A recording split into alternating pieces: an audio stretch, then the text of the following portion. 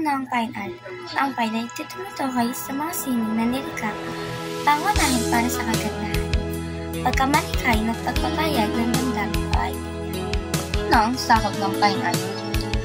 Ang sakop ng fine art ay pagpipinta, eskultura, pagguhit, photography, printmaking, art history at artist study, installation art, at new media art.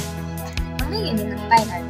Ang layunin ng fine art ay pagpapahayag ng emosyon, paglalahad ng kwento o idea, pagbibigay ng bagong perspektibo, pagpapasimula ng diskusyon, ang pag-iisip at pagpapakita ng kagandahan at pagkamalikain. Bakit mahalaga ang pagpunta sa museo ng fine art? Una, pagpapalawak ng kaalaman.